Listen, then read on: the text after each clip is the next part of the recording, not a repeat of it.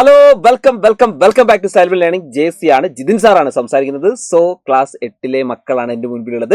So എല്ലാ ആളുകളും ഉഷാറായിട്ട് അടിപൊളിയായിട്ട് പഠിക്കുന്നുണ്ട് എന്ന് വിചാരിക്കുന്നു. നമ്മളെ സംബന്ധിച്ചിടത്തോളം നമുക്ക് ഇനി മുൻപിലേക്കുള്ളത് നമ്മുടെ ക്രിസ്മസ് എക്സാം ആണ്. ഓണം എക്സാമിന് മാർക്കൊക്കെ കുറഞ്ഞിട്ടുള്ള ആൾക്കാരുണ്ടെങ്കിൽ അവരൊന്നും പേടിക്കേണ്ട ഒരു ആവശ്യമില്ല. ക്രിസ്മസ് എക്സാമിന് നമുക്ക് എന്ത് ചെയ്യാം, ഫുൾ മാർക്ക് നേടാം. അപ്പോൾ ആ ഫുൾ മാർക്ക് നേടുക എന്ന് പറഞ്ഞാൽ പെട്ടെന്ന് ഒരു ദിവസം ഉണ്ടാകുന്നതല്ല. നമ്മൾ സിസ്റ്റമാറ്റിക് ആയിട്ടുള്ള ഒരു പഠനം നമുക്ക് എന്താണ് ആവശ്യമാണ്.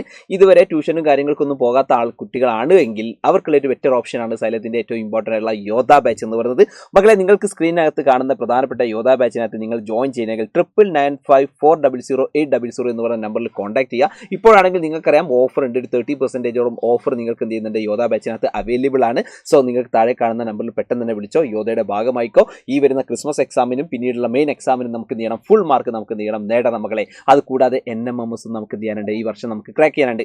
ഞാൻ ഇന്ന് വന്നിട്ടുള്ളത് പ്രധാനമായിട്ട് മക്കളെ ഫസ്റ്റ് മുതൽ ലാസ്റ്റ് വരെ ഈ വീഡിയോ നിങ്ങൾ കണ്ടിരിക്കണം. ഏറ്റവും പ്രധാനമായിട്ട് നമ്മുടെ ചാപ്റ്റർ ഉണ്ടല്ലോ, ദേശീയ പ്രസ്ഥാനവും കേരളവും എന്ന് പറയുന്ന ചാപ്റ്ററിലെ നാഷണൽ മൂവ്മെന്റ് ആൻഡ് കേരള എന്ന് പറയുന്ന ചാപ്റ്ററിലെ ഈ ചാപ്റ്ററിനകത്ത് നിർബന്ധമായി നമ്മൾ പഠിച്ചിരിക്കേണ്ടത്. കാരണം നിങ്ങൾക്ക് ഈ ഒരു ടേം എക്സാമിന് മാത്രമല്ല, ഭാവിയിൽ നിങ്ങളിപ്പോൾ ഒരു കോമ്പറ്റേറ്റീവ് എക്സാം എഴുതുകയാണെങ്കിൽ പോലും നമ്മൾ നിർബന്ധമായും പഠിക്കേണ്ട ഒരു പ്രധാനപ്പെട്ട ഒരു ഏരിയ ആണ് ഇന്ന് നമ്മൾ ഡിസ്കസ് ചെയ്യാൻ പോകുന്നത്. അത് മറ്റൊന്നുമല്ല മക്കളെ, സാമൂഹിക പരിഷ്കരണ പ്രസ്ഥാനങ്ങളെ കുറിച്ചാണ്, അല്ലെങ്കിൽ സോഷ്യൽ റിഫോം മൂവ്മെന്റ്സിനെ കുറിച്ചാണ് നമ്മൾ ഡിസ്കസ് ചെയ്യുന്നത്. പ്രധാനമായിട്ടും സോഷ്യൽ റിഫോമേഴ്സിനെ കുറിച്ച് എന്ത് ചെയ്യണം, നമ്മൾ ഇത് പഠിക്കണം. സാമൂഹിക പരിഷ്കർത്താക്കളെ കുറിച്ച് പഠിക്കണം. അപ്പോൾ നമുക്കറിയാം പ്രധാനമായിട്ടും ഈ പറയുന്ന ഇന്ത്യക്കകത്ത് അല്ലെങ്കിൽ പ്രത്യേകിച്ച് കേരളത്തിനകത്തൊക്കെ ഒരുപാട് ഈ പറയുന്ന സോഷ്യൽ ഡിസ്ക്രിമിനേഷൻ അല്ലെങ്കിൽ സോഷ്യൽ ഈവിൾസ് ഉണ്ടായിരുന്നു അല്ലേ, ഒരുപാട് സാമൂഹികമായ തിന്മകൾ ഉണ്ടായിരുന്നു. അപ്പോൾ ഇതിനെതിരായിട്ട് ഒരുപാട് തരത്തിലേക്ക് എന്ത് ചെയ്യുന്നുണ്ട്, പ്രധാനപ്പെട്ട മൂവ്മെന്റുകൾ എന്ത് ചെയ്യുന്നുണ്ട്, ആ കാലഘട്ടത്തിൽ ഉണ്ടാകുന്നുണ്ട്. മക്കളെ, ഈ കാണുന്ന പ്രധാനപ്പെട്ട ആൾക്കാരാണ് സോഷ്യൽ റിഫോമേഴ്സ് ആയിട്ട് നമുക്ക് പഠിക്കാനുള്ള കേരളക്കാരായിട്ടുള്ള ആൾക്കാർ. നിങ്ങൾ നോക്കി ഒരുപാട് ആൾക്കാരുണ്ട്. അതിൽ ഇതുപോലെ തന്നെ സ്റ്റാർട്ട് ചെയ്യുന്ന ആൾ നിങ്ങൾക്കറിയാം, വൈകുണ്ഠ സ്വാമികളുണ്ട്, കുര്യാക്കോസ് ഏലിയാസ് ചാവറയുണ്ട്, ശ്രീനാരായണ ഗുരുവുണ്ട്, ചട്ടമ്പി സ്വാമികളുണ്ട്, വക്കം അബ്ദുൽ ഖാദർ മൗലവി ഉണ്ട് അല്ലേ, അതുപോലെ പൊയ്കയിൽ യോഹന്നാനുണ്ട്, VT ഭട്ടതിരിപ്പാടുണ്ട്,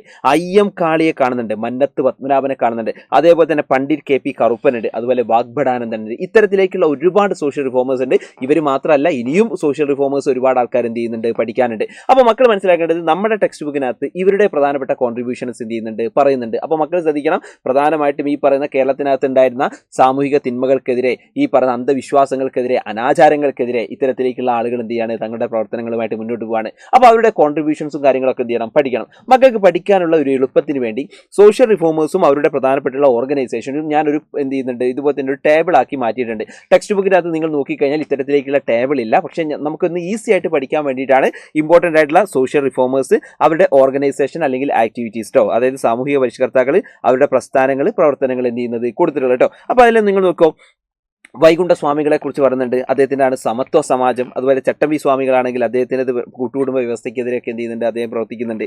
ശ്രീനാരായണ ഗുരു ആണെങ്കിൽ SNDP ആണ്, ശ്രീനാരായണ ധർമ്മ പരിപാലന യോഗമുണ്ട്. കുര്യാക്കോസ് ഏലിയാസ് ചാവറയാണെങ്കിൽ അനാഥാലയങ്ങളും വിദ്യാലയങ്ങളുമാണ് അദ്ദേഹത്തിൻ്റെ കാലഘട്ടത്തിൽ നിർമ്മിച്ചത്. അയ്യങ്കാളി ആണെങ്കിൽ അദ്ദേഹത്തിൻ്റെ ഓർഗനൈസേഷനാണ് സാധുജന പരിപാലന സംഘം എന്ന് പറയുന്നത്. അതേപോലെ തന്നെ വക്കം അബ്ദുൽ ഖാദർ മൗലവി ആണെങ്കിൽ തിരുവിതാംകൂർ മുസ്ലിം മഹാജനസഭയാണ്. അതേപോലെ വാഗ്ഭടാനന്ദനാണെങ്കിൽ ആത്മവിദ്യാസംഘമാണ്. അതുപോലെ പണ്ഡിറ്റ് KP കറുപ്പൻ്റെതാണെങ്കിൽ അരയ സമാജമാണ്. അതുപോലെ തന്നെ മന്നത്ത് പത്മനാഭൻ്റെതാണെങ്കിൽ NSS അല്ലെങ്കിൽ നായർ സർവീസ് സൊസൈറ്റിയാണ്. അതേപോലെ VT ഭട്ടതിരിപ്പാടിൻ്റെത് യോഗക്ഷേമ സഭയാണ്. കുമാര ഗുരുദേവൻ അല്ലെങ്കിൽ പൊയ്കയിൽ യോഹന്നാൻ, അദ്ദേഹത്തിൻ്റെ 2 പേരുകളുണ്ട്. അപ്പോൾ അദ്ദേഹത്തിൻ്റെതാണ് പ്രത്യക്ഷ രക്ഷാ ദൈവസഭ എന്ന് പറയുന്നത്. അപ്പോൾ മക്കളെ, ഈ ഒരു പ്രധാനപ്പെട്ട ഇത്രയും ഓർഗനൈസേഷൻസും അതേപോലെ തന്നെ സോഷ്യൽ റിഫോമേഴ്സുമാണ് നമുക്ക് എന്ത് ചെയ്യാനുള്ളത്, പഠിക്കാനുള്ളത്. അവരെക്കുറിച്ച് കുറച്ച് ഡീറ്റെയിൽ ആയിട്ട് കാര്യങ്ങൾ നമ്മൾ എന്ത് ചെയ്യണം, പഠിക്കണം. പല രീതിയിലേക്കുള്ള ചോദ്യങ്ങൾ നിങ്ങൾക്ക് വരാൻ വേണ്ടി സാധ്യതയുള്ള ഒരു ഭാഗമാണ് ഇത്.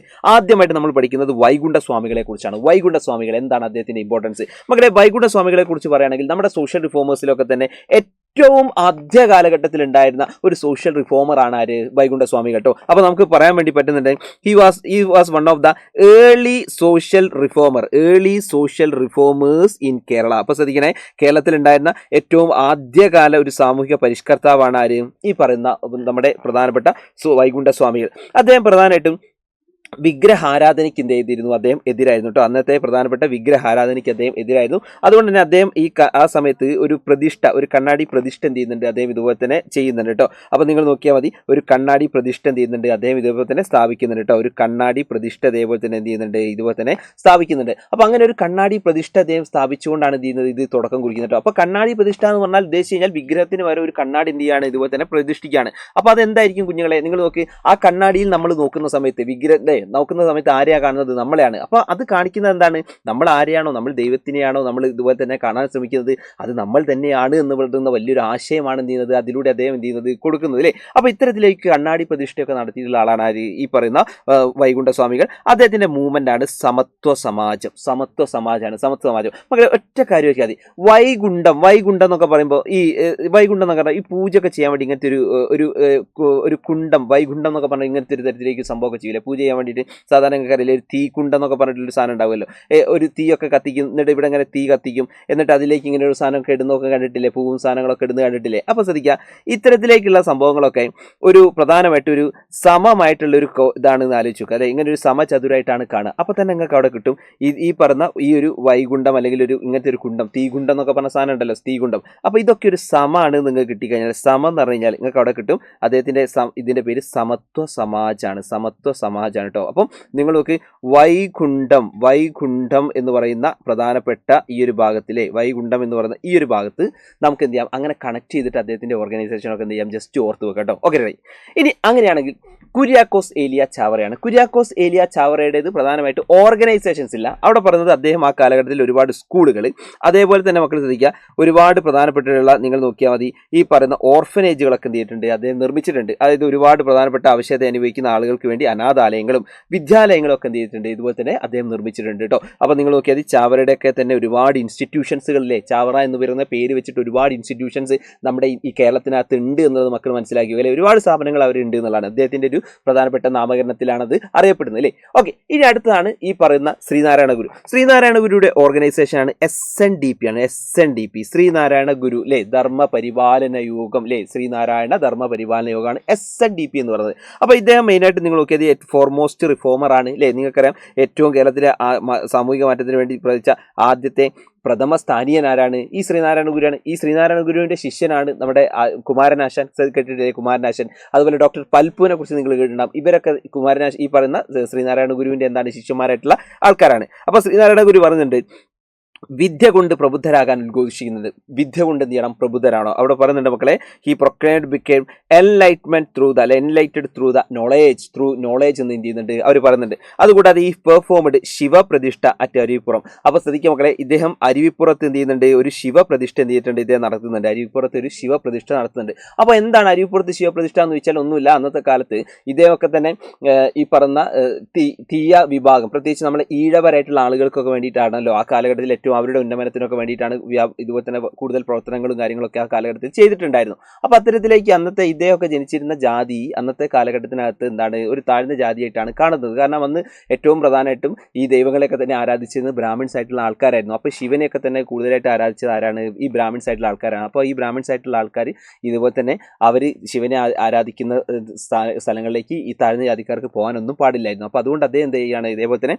അരുവിപ്പുറത്ത് ഒരു ശിവപ്രതിഷ്ഠ അദ്ദേഹം നടത്തുകയാണ്. അപ്പോൾ അങ്ങനെ ഈ ഉയർന്ന ജാതിക്കാർ ഇത് തടയാൻ വരികയാണ്. അപ്പോൾ അദ്ദേഹം പറയാണ്, ഞാൻ നിങ്ങളുടെ ശിവനെയല്ല, ഞാൻ എൻ്റെ എന്താണ് ഈഴവ ശിവനെയാണ് എന്നൊക്കെ പറയാണ് എന്ത് ചെയ്യുന്നത് ഇവർ ചെയ്യുന്നുട്ടോ. അപ്പോൾ അങ്ങനെ വലിയ വലിയ മൂവ്മെൻറ്റുകൾ ഇവർ നടത്തിയിട്ടുണ്ട്. അതേപോലെ തന്നെ മക്കളെ ശ്രദ്ധിക്കുക, സഹോദരൻ അയ്യപ്പൻ, മഹാബലി, കുമാരനാശാൻ, ഡോക്ടർ പൽപ്പു, TK മാധവൻ, ഇങ്ങനെയുള്ള ആൾക്കാരൊക്കെ ഇദ്ദേഹത്തിൻ്റെ ഫോളോവേഴ്സ് ആയിട്ടുള്ള ആൾക്കാരാണ്. അപ്പോൾ ഇദ്ദേഹത്തിൻ്റെ ഫോളോവേഴ്സ് ആരൊക്കെയാണ്? ഈ പറയുന്ന സഹോദരൻ അയ്യപ്പനുണ്ട്, കുമാരനാശാനുണ്ട്, മഹാകവി കുമാരനാശാൻ, ഡോക്ടർ പൽപ്പു, TK മാധവൻ. അപ്പോൾ ഇദ്ദേഹത്തിൻ്റെ ഓർഗനൈസേഷനാണ് ശ്രീനാരായണ ധർമ്മ പരിപാലന യോഗം കേട്ടോ, ഓർത്ത് വെച്ചോളേ. അദ്ദേഹത്തിനെ കുറിച്ച് ഇത്രയാണ് പറയാനുള്ളത്. ഇനി അടുത്താണ് ചട്ടമ്പി സ്വാമികളാണ്. ചട്ടമ്പി സ്വാമികളെ കുറിച്ച് പറയുകയാണെങ്കിൽ അദ്ദേഹത്തിന് നിങ്ങൾ നോക്കിയാൽ മതി, he opposed caste system and irrational custom. ആ കാലഘട്ടത്തിൽ ഉണ്ടായിരുന്ന ജാതി വ്യവസ്ഥയും യുക്തിരഹിതമായ ആചാരങ്ങളെ എന്ത് ചെയ്തിട്ടുണ്ട്, അദ്ദേഹം എതിർക്കുന്നുണ്ട് എന്ന് മനസ്സിലാക്കുക. മലയാള ഭാഷയ്ക്കും സാഹിത്യത്തിനും വലിയ സംഭാവനകൾ നൽകിയ ആരാണ്? ചട്ടമ്പി സ്വാമികളാണ്. ചട്ടമ്പി സ്വാമികൾക്ക് ശേഷം വരുന്നതാണ് വക്കം അബ്ദുൽ ഖാദർ മൗലവി. മക്കളെ, അദ്ദേഹത്തിന്റെ പ്രധാനപ്പെട്ട ഓർഗനൈസേഷനാണ് ട്രാവൻകൂർ മുസ്ലിം മഹാജനസഭ. നിങ്ങൾ ചെയ്യണേ, ആ പേര് തന്നെ നമുക്ക് കിട്ടിയല്ലോ, ട്രാവൻകൂർ മുസ്ലിം മഹാജനസഭ. കാരണം ഒരു മുസ്ലിം പേരുള്ള ഒരു പ്രധാനപ്പെട്ട ഒരു സോഷ്യൽ റിഫോമർ ഇദ്ദേഹമാണ് നമ്മൾ പഠിക്കുന്നത്. അപ്പോൾ ആ പേരിൽ തന്നെ നമുക്ക് എന്ത് ചെയ്യാൻ പറ്റും, ഇദ്ദേഹത്തിന്റെ ഓർഗനൈസേഷൻ നമുക്ക് കണക്ട് ചെയ്യാൻ പറ്റും അല്ലേ. അപ്പോൾ ഇദ്ദേഹം ആ കാലഘട്ടത്തിനകത്തെ മുസ്ലിം സമുദായത്തിന്റെ സാംസ്കാരിക നവോത്ഥാനത്തിന് വേണ്ടിയിട്ടാണ് എന്ത് ചെയ്യുന്നത്, ഇദ്ദേഹം പ്രവർത്തിച്ചിട്ടുള്ളത് കേട്ടോ. അപ്പോൾ നോക്കണേ, he worked cultural renaissance of the Muslim community കേട്ടോ. മുസ്ലിം കമ്മ്യൂണിറ്റിയുടെ തന്നെ ഉയർച്ചയ്ക്ക് വേണ്ടിയിട്ടാണ് ചെയ്യുന്നത്. ഇതുപോലെ തന്നെ അദ്ദേഹം മെയിനായിട്ട് പ്രവർത്തിച്ചിട്ടുണ്ട് കേട്ടോ. അദ്ദേഹത്തിന്റെ ന്യൂസ് പേപ്പറാണ് സ്വദേശാഭിമാനി. ശ്രദ്ധിക്കണേ, സ്വദേശാഭിമാനി എന്ന് പറഞ്ഞത് അദ്ദേഹത്തിന്റെ ന്യൂസ് പേപ്പറാണ്. മക്കൾ കേട്ടിട്ടുണ്ടാകും സ്വദേശാഭിമാനി രാമകൃഷ്ണ പിള്ളയെ കുറിച്ചൊക്കെ കേട്ടിട്ടുണ്ടാകും. ആ പത്രത്തിന്റെ എഡിറ്ററാണ് സ്വദേശാഭിമാനി രാമകൃഷ്ണ പിള്ള കേട്ടോ. നമ്മൾ ഈ പറയുന്ന ഇന്ത്യക്കകത്ത് ബ്രിട്ടീഷുകാർക്കെതിരെ ഇതുപോലെ തന്നെ ശക്തമായിട്ട് ഇതുപോലെ തന്നെ എന്താണ് നിരന്തരം വാർത്തകൾ പ്രചരിച്ചിരുന്ന ഒരു പത്രമാണ് സ്വദേശാഭിമാനി എന്ന് പറയുന്നത്. ഈ പത്രത്തിന്റെ പ്രധാനപ്പെട്ട എഡിറ്റർ ആയിട്ടുള്ള ആളെയൊക്കെ എന്താണ് ബ്രിട്ടീഷുകാർ പിന്നീട് നാട് കടത്തുകയാണ് എന്ത് ചെയ്തത് ഇതുപോലെ തന്നെ ചെയ്യുന്നത് കേട്ടോ. ആടെ ചോദിച്ചോളേ. അപ്പൊ അത്രയും ഇമ്പോർട്ടൻസ് ആയിട്ടുള്ള കാര്യങ്ങളൊക്കെ ചെയ്ത ഒരു വ്യക്തിയാണ് ആര് വക്കം അബ്ദുൽ ഖാദർ മൗലവി കേട്ടോ. ആ പത്രത്തിനും അതുപോലെ തന്നെ മുസ്ലിം മഹാജനസഭയ്ക്കൊക്കെ തന്നെ നേതൃത്വം കൊടുത്ത ആളാണ് ആര് ഇതേ കേട്ടോ. Okay, ready. ഇനി അടുത്തതാണ് പൊയ്കയിൽ യോഹന്നാൻ. മകളെ, പൊയ്കയിൽ യോഹന്നാൻ ആ കാലഘട്ടത്തിൽ ജാതീയത, അടിമത്തം ഇതിനെതിരെയാണ് കേട്ടോ. മെയിനായിട്ട് എന്താണ് കാസ്റ്റിസത്തിനെതിരെയും സ്ലേവറിക്കെതിരെയും. അദ്ദേഹത്തിന്റെ പ്രധാനപ്പെട്ട മൂവ്മെന്റ് ആണ് പ്രത്യക്ഷ രക്ഷാ ദൈവസഭ. പ്രത്യക്ഷ രക്ഷാ ദൈവസഭയാണ് എന്നുള്ളത് ഓർത്തു വെക്കുക. അത് കഴിഞ്ഞാൽ V T Bhattathiripad. V T ഭട്ടതിരിപ്പാടിന്റെ പ്രധാനപ്പെട്ട ഓർഗനൈസേഷനാണ് യോഗക്ഷേമ സഭ എന്ന് പറയുന്നത്. മക്കളെ, ആ കാലഘട്ടത്തിൽ ഈ നമ്പൂതിരി കമ്മ്യൂണിറ്റിക്കകത്തുണ്ടായിരുന്ന പ്രശ്നങ്ങളെയാണ് ഇദ്ദേഹം എന്ത് ചെയ്യുന്നത് മെയിനായിട്ടും ഉയർത്തി കാണിച്ചിരുന്നത് കേട്ടോ. അപ്പോൾ നമ്പൂതിരി സമുദായത്തിനകത്ത് ഒരുപാട് പ്രശ്നങ്ങളുണ്ടായിരുന്നു. ഇപ്പോൾ നിങ്ങൾ കണ്ടത് അന്ന് ഈ നമ്പൂതിരി എന്ന് പറയുന്നത് ഒരു അപ്പർ ക്ലാസ് ആണെങ്കിലും ആ കമ്മ്യൂണിറ്റിക്കകത്ത് ഒരുപാട് പ്രശ്നങ്ങളുണ്ടായിരുന്നു. പ്രത്യേകിച്ച് സ്ത്രീകളായിട്ടുള്ള ആൾക്കാർക്കൊന്നും അന്നെന്തല്ല സ്വത്തവകാശമല്ല. അതായത് നമ്പൂതിരി സ്ത്രീകളായിട്ടുള്ള ആൾക്കാർക്ക് സ്വത്തവകാശമല്ല. പിന്നെ അതുപോലെ സംബന്ധം എന്നൊക്കെ പറയുന്ന ഒരുപാട് ഈ പറയുന്ന എന്താണ് കുറേ പ്രശ്നങ്ങളൊക്കെ അവിടെ ഉണ്ടായിരുന്നു, ആ സമൂഹത്തിനകത്ത് ഉണ്ടായിരുന്നു. അപ്പോൾ ഇത്തരത്തിലേക്കുള്ള കുറേ പ്രശ്നങ്ങൾ, അതുപോലെ തന്നെ വിധവകൾക്ക് പുനർവിവാഹമല്ല, അതായത് വിഡോ ആയിട്ടുള്ള ആൾക്കാർക്ക് വിഡോ റീമാരേജ് ഇല്ല. അപ്പോൾ ഇതൊക്കെ ആ കമ്മ്യൂണിറ്റി അനുഭവിച്ചിരുന്ന പ്രശ്നങ്ങളായിരുന്നു. അപ്പോൾ ആ പ്രശ്നങ്ങളൊക്കെ അഡ്രസ്സ് ചെയ്തുകൊണ്ട്, അതായത് മക്കൾ ശ്രദ്ധിക്കണം, ഒരു വിധവയെ വിവാഹം കഴിച്ചുകൊണ്ട്, അന്നത്തെ കാലത്ത് വിധവർക്ക് വിവാഹം കഴിക്കാനുള്ള അധികാരമില്ലായിരുന്നു. അങ്ങനെ ഒരു വിധവയ്ക്ക് ഇതുപോലെ തന്നെ വിധവയെ വിവാഹം കഴിച്ചുകൊണ്ട് വലിയ തരത്തിലേക്ക് അന്നത്തെ കാലഘട്ടത്തിനകത്ത് അന്നത്തെ പ്രധാനപ്പെട്ട അനാചാരങ്ങളെ ചോദ്യം ചെയ്ത വ്യക്തിയാണ് ആര് വി ടി ഭട്ടതിരിപ്പാട്. അദ്ദേഹത്തിന് ഫേമസ് ആയിട്ടുള്ള ഒരു ഇതാണ് നാടകമാണ് അടുക്കളയിൽ നിന്ന് അരങ്ങത്തേക്ക് കേട്ടോ. അടുക്കളയിൽ നിന്ന് അരങ്ങത്തേക്ക് ഏറ്റവും ഫേമസ് ആയിട്ടുള്ള ഒരു നാടകമാണ് അടുക്കളയിൽ നിന്ന് അരങ്ങത്തേക്ക്. അപ്പൊ ആ പേര് തന്നെ അല്ലേ അടുക്കളയിൽ നിന്ന് അരങ്ങത്തേക്ക്. അപ്പൊ അടുക്കള എന്ന് ഉദ്ദേശിച്ചു കഴിഞ്ഞാൽ അന്നത്തെ കാലത്ത് കൂടുതലും ആരായിരിക്കും? സ്ത്രീകളായിരിക്കും. അപ്പൊ അടുക്കളയിൽ നിന്ന് അരങ്ങത്തേക്ക് എന്നാൽ സ്ത്രീകൾ എന്താണ്, സ്ത്രീകളെയൊക്കെ തന്നെ അവർ മുന്നോട്ട് കൊണ്ടുവരാനുള്ള പ്രവർത്തനങ്ങളും കാര്യങ്ങളൊക്കെയാണ് ഇദ്ദേഹത്തിന്റെ ഈ നാടകങ്ങളിലൂടെയൊക്കെ എന്ത് ചെയ്യുന്നത് ചെയ്തിരുന്നത് കേട്ടോ. അപ്പൊ ആ നാടകത്തിന്റെ പേര് തന്നെ ഉണ്ട് എന്നുള്ളതാണ്. ഓക്കെ, അതാണ് വി ടി ഭട്ടതിരിപ്പാട്. അത് കഴിഞ്ഞാൽ നമുക്ക് അയ്യങ്കാളിയാണ് അല്ലേ. അയ്യങ്കാളിയൊക്കെ എല്ലാ ആൾക്കാരും ഇതുപോലെ തന്നെ അറിയാം. പല ഇതുപോലെ തന്നെ വേടന്റെ ഒക്കെ പാട്ടില്ലേ പ്രധാന ഈ തലപ്പാവിനെന്തു തിളക്കം, ഈ തലപ്പാവിനെന്തു തിളക്കം. ആ തലപ്പാവ് എന്ന് ഉദ്ദേശിച്ചത് ആക്ച്വലി ഈ പറയുന്ന അയ്യങ്കാളിയാണ്. അയ്യങ്കാളി എന്താണ് അയ്യങ്കാളി ചെയ്തത്? ഒന്നുമില്ല മക്കളെ, അയ്യങ്കാളി ചെയ്ത് ഇത്രയേ ഉള്ളൂ. ഒരു വില്ലുവണ്ടി സെറ്റ് ചെയ്തു. അതായത് ഒരു സാധാരണ കുതിര ഈ പറയുന്നതുണ്ടല്ലോ, ഒരു വില്ലുവണ്ടി, കാളയൊക്കെ ഉള്ള ഇത്, ഇങ്ങനത്തെ ഒരു വണ്ടി സെറ്റ് ചെയ്തിട്ട് അന്നത്തെ ഉയർന്ന ജാതിക്കാരെ പോലെ ഡ്രസ്സ് ധരിച്ചിട്ട് തലയിൽ കെട്ടൊക്കെ കെട്ടി ഇതേപോലെ തന്നെ എന്താണ് ഈ വില്ലുവണ്ടിൻ്റെ മുകളിൽ നഗരത്തിലൂടെ ഇതുപോലെ തന്നെ എന്താണ് ഒരു വില്ലുവണ്ടി യാത്ര ഇദ്ദേഹം നടത്തി. അത് ഇദ്ദേഹം ചെയ്തിട്ടുള്ളത് അത് വലിയൊരു മാറ്റമായിരുന്നു. അപ്പോൾ എന്താണ് ഈ സംഭവം, ഇത്രയും വലിയ സംഭവം? മക്കളെ, അന്നത്തെ കാലഘട്ടത്തിനകത്ത് താഴ്ന്ന ജാതിക്കാരായിട്ടുള്ള ആൾക്കാർ നല്ല വസ്ത്രങ്ങൾ ധരിക്കാൻ പാടില്ല, അവർ മേൽമുണ്ട് ധരിക്കാൻ പാടില്ല, മേൽവസ്ത്രങ്ങൾ ധരിക്കാൻ പാടില്ല, അവർ തലയിൽ കെട്ടാൻ പാടില്ല, അവർ വില്ലുവണ്ടിയിൽ യാത്ര ചെയ്യാൻ പാടില്ല, അവർ പൊതു ഇടങ്ങളിലൂടെ സഞ്ചരിക്കാൻ പാടില്ല. അങ്ങനെ കുറേ പ്രധാനപ്പെട്ട പാടില്ല എന്ന് പറയുന്ന കുറേ അനാചാരങ്ങളെ ചോദ്യം ചെയ്തുകൊണ്ട് വന്നിട്ടുള്ള ആളാണ് ആര്? അയ്യങ്കാളി എന്ന് പറയുന്നത് കേട്ടോ. അപ്പോൾ അയ്യങ്കാളിയുടെ ഏറ്റവും ഫേമസ് ആയിട്ടുള്ളതാണ് ഇത് വില്ലുവണ്ടി സമരം എന്ന് പറയുന്നത്. ഓക്കെ, അത് നോക്കി വെച്ചോ കേട്ടോ. അപ്പോൾ നോക്കണേ, അദ്ദേഹം എന്തിനൊക്കെയാണ് നോക്ക്, പ്രധാനമായിട്ടും ഫൈറ്റ് ഫോർ ദ റൈറ്റ്സ് അല്ലേ, rights, self respect, freedom of travelling and education of the oppressed community. ശ്രദ്ധിക്കണേ, അടിസ്ഥാന ജനവിഭാഗങ്ങളുടെ അവകാശങ്ങൾക്ക്, ആത്മാഭിമാനത്തിന്, സഞ്ചാര സ്വാതന്ത്ര്യത്തിന്, വിദ്യാഭ്യാസത്തിന് വേണ്ടിയിട്ടാണ് അദ്ദേഹം പോരാടിയത്. അദ്ദേഹം നടത്തിയ ഏറ്റവും പ്രധാനപ്പെട്ട ഒന്നാണ് വില്ലുവണ്ടി സ്ട്രൈക്ക് കേട്ടോ. വില്ലുവണ്ടി സ്ട്രൈക്ക്. അതുപോലെ തന്നെ വേറൊന്നുകൊണ്ട് കല്ലുമാല സമരം. കല്ലുമാല സമരത്തിനും അദ്ദേഹം ചെയ്യുന്നുണ്ട്, ഇതുപോലെ തന്നെ നേതൃത്വം കൊടുക്കുന്നുണ്ട്. കല്ലുമാല എന്ന് പറഞ്ഞാൽ ശ്രദ്ധിക്കണം, അന്നത്തെ കാലത്ത് അപ്പർ ക്ലാസ് ആയിട്ടുള്ള ആൾക്കാർക്ക് മാത്രമേ എന്ത് ചെയ്യാൻ പറ്റുള്ളൂ, ഈ പറയുന്ന ആഭരണങ്ങളും കാര്യങ്ങളൊക്കെ തന്നെ ധരിക്കാനുള്ള അവകാശം ഉണ്ടായിരുന്നു. അപ്പോൾ അതിനെതിരെയൊക്കെ എന്ത് ചെയ്യുന്നുണ്ട് അദ്ദേഹം മെയിനായിട്ടും ഇത് വരുന്നുണ്ട് കേട്ടോ. അദ്ദേഹത്തിന്റെ പ്രധാനപ്പെട്ട പ്രസ്ഥാനമാണ് സാധുജന പരിപാലന സംഘം. സാധുജന പരിപാലന സംഘം. അപ്പോൾ ഒറ്റ കാര്യം ഓർത്താൽ മതി, ഈ പറയുന്ന അയ്യങ്കാളി അല്ലേ, അയ്യങ്കാളി പാവാണ്, പാവങ്ങൾക്ക് വേണ്ടി സാധുജനങ്ങൾക്ക് വേണ്ടിയിട്ട് പ്രവർത്തിച്ച ആളാണ് അയ്യങ്കാളി എന്ന് ഓർത്ത് വെച്ചാൽ മതി. അപ്പോൾ പേര് തന്നെ ഉണ്ടാവും അയ്യങ്കാളി, സാധുജനങ്ങൾക്കല്ലേ, അപ്പോൾ സാധുജന പരിപാലന സംഘം എന്നുള്ളത് ഓർത്ത് വെച്ചോളൂ കേട്ടോ. അത്രയും ഓർത്ത് വെച്ചോളാം. റെഡി അല്ലേ? റെഡി. ഇനി അത് കഴിഞ്ഞാൽ മന്നത്ത് പത്മനാഭനാണ്. മന്നത്ത് പത്മനാഭൻ്റെതാണ് NSS, നായർ സർവീസ് സൊസൈറ്റിയാണ് NSS. മക്കളെ, അന്നത്തെ മെയിനായിട്ടുണ്ടായിരുന്ന ഈ പറഞ്ഞ നായർ കമ്മ്യൂണിറ്റിക്കകത്തുള്ള പ്രശ്നങ്ങൾ ചോദ്യം ചെയ്തുകൊണ്ടാണ് എന്ത് ചെയ്യുന്നത് ഇദ്ദേഹം മുന്നോട്ട് വരുന്നത് കേട്ടോ. അപ്പോൾ അന്നത്തെ കാലത്ത് നായർ കമ്മ്യൂണിറ്റി അനുഭവിച്ചിരുന്ന പ്രധാനപ്പെട്ട ഒരു പ്രശ്നമാണ് സംബന്ധം എന്ന് പറഞ്ഞ പ്രശ്നം. സംബന്ധം എന്ന് പറഞ്ഞാൽ ഒന്നുമില്ല മക്കളെ, ഈ ബ്രാഹ്മിൻസ് ആയിട്ടുള്ള ആൾക്കാർ, ഇതുപോലെ തന്നെ നമ്പൂതിരി ആയിട്ടുള്ള ആൾക്കാർ എന്ത് ചെയ്യും, ഈ പറഞ്ഞ ബ്രാഹ്മണ സ്ത്രീകളെ എന്ത് ചെയ്യും, ഇതുപോലെ തന്നെ സംബന്ധം ചെയ്യും. സംബന്ധം ചെയ്യാൻ മീൻസ് വിവാഹമല്ല, അവരായിട്ടൊരു ബന്ധം ഉണ്ടാവും. അപ്പോൾ അതിനകത്ത് അവർ കുട്ടികളൊക്കെ ജനിക്കും. പക്ഷേ ആ കുട്ടികൾക്കൊന്നും അവരുടെ സ്വത്തിലോ കാര്യങ്ങളിലോ ഒന്നും ചെയ്യില്ല, അവകാശം അവകാശം ഉണ്ടായില്ല. കാരണം അന്നത്തെ ഒരു സിസ്റ്റം എന്ന് പറഞ്ഞു കഴിഞ്ഞാൽ ഒരു നമ്പൂതിരി കുടുംബം ഉണ്ടെങ്കിൽ ആ കുടുംബത്തിനകത്ത് മുതിർന്ന ഒരാൾ മാത്രമാണ് വിവാഹം കഴിക്കുക. ബാക്കിയുള്ള ആൾക്കാരൊക്കെ എന്താണ്, ഒരു മുതിർന്ന ഒരാൾ ഒരു നമ്പൂതിരി സ്ത്രീയായിട്ട് വിവാഹം കഴിക്കും. ബാക്കിയുള്ള ആൾക്കാരൊക്കെ എന്ത് ചെയ്യും, ഇതേപോലെ തന്നെ സമ്പന്നാണ് ചെയ്യുക. അതെന്തിനാന്ന് വെച്ചാൽ സ്വത്തുക്കൾ ഇതുപോലെ തന്നെ ഭാഗം വെച്ച് പോകാതിരിക്കാനാണ്. ഇപ്പോൾ ഒരു 2 ആൺകുട്ടികൾ ഉണ്ടെങ്കിൽ അതിൽ മൂത്ത ആൾ മാത്രം വിവാഹം കഴിക്കും, മറ്റേ ആൾ എന്താണ് സമ്പന്നാണ്. അപ്പോൾ മൂത്ത ആളിൽ മാത്രമാണ് അവരുടെ പിന്തുണയ്ക്ക് മാത്രമാണ് ആ സ്വത്തിൽ അവകാശം ഉണ്ടാവുക. അപ്പോൾ എന്താണ്, ആ സ്വത്ത് വീതം വെച്ച് പോവില്ല അല്ലേ. അപ്പോൾ എന്തായിരിക്കും, അവർക്ക് അധികാരം എപ്പോഴും നിലനിർത്താൻ പറ്റും. അപ്പോൾ അതിന് വേണ്ടിയിട്ടായിരുന്നു അത് ഉണ്ടായിരുന്നു കേട്ടോ. ഇതിനെതിരെയൊക്കെ ചോദ്യം ചെയ്തുകൊണ്ട് സമ്പന്നം എന്ന് പറയുന്ന സാമ്പത്തിന്, അതുപോലെ തന്നെ അന്നത്തെ സൊസൈറ്റിക്കകത്ത് ഉണ്ടായിരുന്ന അനാചാരങ്ങളെയൊക്കെ ചോദ്യം ചെയ്തുകൊണ്ട് വന്നിട്ടുള്ള ആളാണ് മന്നത്ത് പത്മനാഭൻ. മക്കൾ മനസ്സിലാക്കുക, ഗുരുവായൂർ സത്യാഗ്രഹത്തിനകത്തൊക്കെ ഭയങ്കരമായ ലീഡർഷിപ്പ് ഉള്ള ഒരു വ്യക്തി കൂടിയാണ് ആര്, ഈ മന്നത്ത് പത്മനാഭൻ എന്ന് പറയുന്നത് കേട്ടോ. നോക്കണേ. ഓക്കെ, അദ്ദേഹത്തിനാണ് NSS. ഓക്കെ, NSS ഇമ്പോർട്ടൻ്റ് ആണ് കേട്ടോ. Okay, ready. ഇനി അടുത്തത് പണ്ഡിറ്റ് KP കറുപ്പനാണ്. മക്കളെ, പണ്ഡിറ്റ് KP കറുപ്പന്റെ ഓർഗനൈസേഷനാണ് അരയ സമാജം. അപ്പോൾ അദ്ദേഹം ഒരു നാടകകൃത്താണ്. അതുപോലെ തന്നെ പിന്നാക്ക വിഭാഗങ്ങളുടെ ഉന്നമനത്തിന് വേണ്ടിയിട്ടാണ് എന്ത് ചെയ്യുന്നത്, പ്രവർത്തിച്ചിരുന്നത് കേട്ടോ. അപ്പോൾ അദ്ദേഹം ഒരു പ്ലേ റൈറ്റ് ആണ്. അതേപോലെ തന്നെ നോക്കുക, അപ്ലിഫ്റ്റ്മെന്റ് ഓഫ് ബാക്ക്വേർഡ് ക്ലാസസിന്റെ ഉന്നമനത്തിന് വേണ്ടിയിട്ടാണ് എന്ത് ചെയ്യുന്നത്, പ്രവർത്തിച്ചത്. പിന്നുള്ളതാണ് വാഗ്ബടാന്റെ മക്കൾ ശ്രദ്ധിക്കുക അല്ലേ. അദ്ദേഹം promoted critical thinking based on logic. മക്കൾ ശ്രദ്ധിക്കണേ, യുക്തിയിൽ അധിഷ്ഠിതമായ വിമർശന ചിന്തയാണ് ഇദ്ദേഹം പ്രോത്സാഹിപ്പിച്ചിരുന്നത് കേട്ടോ. ഇദ്ദേഹത്തിന്റെ ഓർഗനൈസേഷനാണ് ആത്മവിദ്യാസംഘം കേട്ടോ. ആത്മവിദ്യാസംഘമാണ് വാഗ്ബടാന്റെ ആത്മവിദ്യാസംഘം. ആലോചിച്ച് വെച്ചോളൂ കേട്ടോ. Okay, yes, ready. ഇനി അത്രയാണ് നമുക്ക് ഈ സോഷ്യൽ റിഫോമേഴ്സിൽ ഇത്രയും ആൾക്കാരെ പഠിക്കാനുള്ളത്. ഇനി അത് കൂടാതെയും കേരളത്തിനകത്ത് ഈ സ്ത്രീകളിൽ നിന്നും ഒരുപാട് പ്രധാനപ്പെട്ട സോഷ്യൽ റിഫോമേഴ്സ് ഉണ്ടായിരുന്നു. അപ്പോൾ നമുക്ക് ജസ്റ്റ് അത് നോക്കണം, വിമൻ റിഫോമേഴ്സ് നോക്കണം. അതിൽ പെടുന്നതാണ് ദക്ഷായണി വേലായുധൻ, പാർവണി നെന്മണിമംഗലം, അതുപോലെ തന്നെ ഈ പറഞ്ഞ ആര്യ പള്ളം, അതുപോലെ തന്നെ കാളിക്കുട്ടി ആശാത്തിട്ടോ. അപ്പോൾ ശ്രദ്ധിക്കുക, ഈ പറഞ്ഞ ദക്ഷായണി വേലായുധൻ, അതുപോലെ പാർവതി നെന്മേനിമംഗലം, അതുപോലെ തന്നെ ആര്യ പള്ളം, അതുപോലെ തന്നെ കാളിക്കുട്ടി ആശാത്തി. ഇത്ര ആൾക്കാരാണ്. കാളിക്കുട്ടി ആശാത്തിയുടെ പിക്ചർ നമുക്ക് എന്തില്ല, ആക്ച്വലി നമുക്ക് അവൈലബിൾ അല്ല. അതാണ് കേട്ടോ. അപ്പോൾ ഇവരാണുള്ളത്.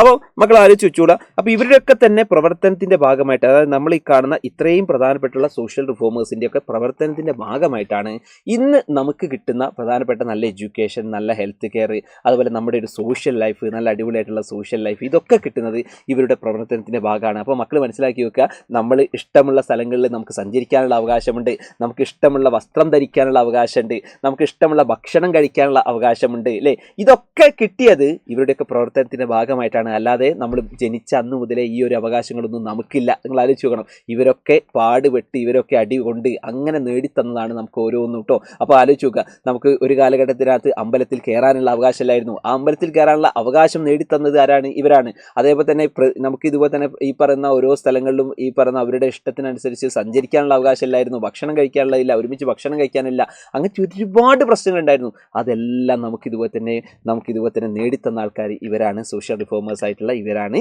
അപ്പോൾ മസ്റ്റായിട്ട് നമ്മൾ പഠിച്ചിരിക്കണം. അതാണ് ഞാൻ പറഞ്ഞത്, നിങ്ങൾക്ക് ഈ ഒരു ടേം എക്സാമിന് മാത്രമല്ല, നിങ്ങൾ ഭാവിയിൽ ഒരു കോമ്പറ്റേറ്റീവ് എക്സാമുകൾ നിങ്ങൾ ഏത് എഴുതുകയാണെങ്കിലും അതിനൊക്കെ ഈ സോഷ്യൽ റിഫോം മൂവ്മെൻറ്റ് ചോദിക്കും. ഇതിപ്പോൾ കേരളത്തിലേത് മാത്രമാണ്. ഇനി കേരളത്തിൽ മാത്രമല്ല, ഇനി ഇന്ത്യക്കകത്തും ഇതുപോലെ തന്നെ ഇവരല്ലാതെയും ഇന്ത്യക്കകത്തും കുറേ സോഷ്യൽ റിഫോമേഴ്സ് ഉണ്ട് കേട്ടോ. അതൊക്കെ നമുക്കിനി ലേറ്റർ നിങ്ങൾ എന്ത് ചെയ്യും, അതൊക്കെ പഠിക്കും. ഈ പറഞ്ഞ ഇന്ത്യക്കകത്തുള്ള പ്രധാനപ്പെട്ട സോഷ്യൽ റിഫോമേഴ്സിനൊക്കെ നിങ്ങൾ ഇനി വേറെ പ്രധാനപ്പെട്ട ടോപ്പിക്കുകളൊക്കെ വരുന്ന സമയത്ത് എന്ത് ചെയ്യും, പഠിക്കും. സോ ഇത്രയാണ് ഇവിടെ പഠിക്കാനുള്ളത്. അപ്പോൾ മക്കളെ ഞാൻ പറയട്ടെ, ഇത് വളരെ ഇമ്പോർട്ടൻ്റ് ആയിട്ടുള്ള ടോപ്പിക്കാണ്. സോ നിങ്ങൾക്ക് ഇഷ്ടമായി എന്ന് വിചാരിക്കുന്നു. അടിപൊളിയായിട്ട് ഉഷാറായിട്ട് എന്ത് ചെയ്യണം, ഇത് പഠിക്കണം. അപ്പോൾ ഞാൻ പറയുന്നത് അങ്ങനെ സിസ്റ്റമാറ്റിക് ആയിട്ട് അടിപൊളിയായിട്ടാണ് നിങ്ങൾ ഈ ചാപ്റ്ററിൻ്റെ ഒക്കെ ഫുൾ ഇതുപോലെ തന്നെ ക്ലാസ്സുകൾ കഴിഞ്ഞതാണ്, നമ്മുടെ യോധയ്ക്കകത്തൊക്കെ കഴിഞ്ഞതാണ്. സോ വളരെ സ്ട്രക്ചേർഡ് ആയിട്ട് നിങ്ങൾക്ക് എന്ത് ചെയ്യാം, പ്രധാനമായിട്ടുണ്ടാവും. അപ്പോൾ ഞാൻ പറയുന്നത് അതിനൊക്കെ നിങ്ങൾക്ക് പഠിക്കാൻ ഈസി ആയിട്ടുള്ളതാണ് സൈലത്തിൻ്റെ യോധ ബാച്ച് എന്ന് പറയുന്നത്. അപ്പോൾ യോധ ബാച്ചിനകത്ത് നിങ്ങൾ ജോയിൻ ചെയ്ത് കഴിഞ്ഞാൽ നിങ്ങൾക്ക് ഈസി ആയിട്ട് അടിപൊളിയായിട്ട് എന്ത് ചെയ്യാം മക്കളെ, പഠിക്കാട്ടോ, ഉഷാറാക്കുക, അടിപൊളിയാക്കുക. സോ ഈ വർഷത്തെ NMMS നമുക്ക് എന്ത് ചെയ്യണം, ക്രാക്ക് ചെയ്യണം. NMMSന് വേണ്ടി പ്രിപ്പയർ ചെയ്യുന്ന ആൾക്കാർ ഇവിടെ ഉണ്ടെങ്കിൽ, NMMS വേണ്ട ആൾക്കാരുണ്ടെങ്കിൽ താഴെ കമൻറ്റ് ബോക്സിൽ നിർബന്ധമായിട്ടും NMMS വേണ്ട ആൾക്കാർ ഒരു തംസപ്പ് ഇട്ടിട്ട് NMMS എന്ന് ജസ്റ്റ് ഒന്ന് എന്ത് ചെയ്യണം, ഇതുപോലെ തന്നെ അവിടെ നിന്ന് ടൈപ്പ് ചെയ്യണം. സോ എല്ലാ ആൾക്കാർക്കും ഇതേപോലെ തന്നെ അടിപൊളിയായിട്ട് ഉഷാറായിട്ട് എന്ത് ചെയ്യാം, മാർക്ക് കിട്ടട്ടെ. നിങ്ങളുടെ കമൻറ്റുകളും കാര്യങ്ങളൊക്കെ താഴെ ചെയ്യുമെന്ന് വിചാരിക്കുന്നു. നിങ്ങൾക്ക് എന്താണോ വേണ്ടത് അത് ഈ വീഡിയോയ്ക്ക് താഴെ നിങ്ങൾ എന്ത് ചെയ്യുക, പറയുക. അത് അത്തരത്തിലേക്കുള്ള നിങ്ങളുടെ പ്രധാനപ്പെട്ട ആവശ്യങ്ങളാണെങ്കിൽ അത് കണ്ടറിഞ്ഞ് നമ്മൾ അടുത്ത വീഡിയോസ് ആയിട്ട് എന്ത് ചെയ്യും വരും. സോ ബായ് മക്കളെ, ജിതിൻ സാറാണ്, JC സാറാണ്. ബായ് മക്കളെ, ബായ് കാണാം കേട്ടോ, കാണാം, ബായ്.